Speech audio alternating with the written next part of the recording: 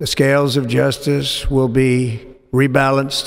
আন্তর্জাতিক অপরাধ আদালত আইসিসি যারা যুদ্ধ অপরাধ ও মানবতা বিরোধী অপরাধের বিচার করে, কিন্তু এবার সেই আদালতেই 4 বিচারকের ওপর নিষেধাজ্ঞা দিয়েছে যুক্তরাষ্ট্র, কারণ তারা ইসরায়েলের আর যুক্তরাষ্ট্রের বিরুদ্ধে তদন্ত করতে চেয়েছেন।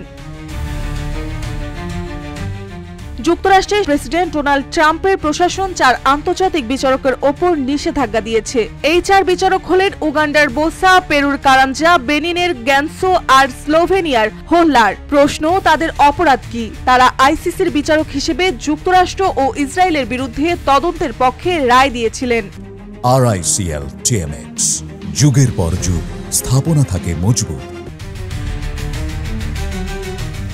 এই প্রসঙ্গে মার্কিন পররাষ্ট্রমন্ত্রী মার্কো রুবিও বলেন, এই বিচারকেরা অবৈধভাবে যুক্তরাষ্ট্র ও ইসরায়েলের বিরুদ্ধে তদন্তে যুক্ত ছিলেন। আইসিসি এখন রাজনৈতিক উদ্দেশ্য পরিচালিত হচ্ছে।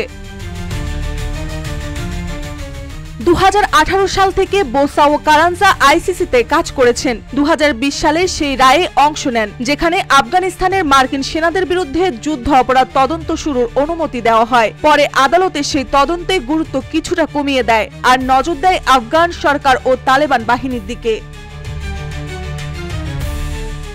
সম্প্রতি বিচারক গ্যানসো ও হোল্লার ভোট দেন ইসরায়েলের প্রধানমন্ত্রী বেনিয়ামিন নেতানিয়াহু ও প্রতিরক্ষা প্রধান গ্যালেন্টের বিরুদ্ধে গ্রেফতারি পরোয়ানার পক্ষে। তাদের বিরুদ্ধে অভিযোগ গাজার বেসামরিক মানুষ হত্যার নেতৃত্ব।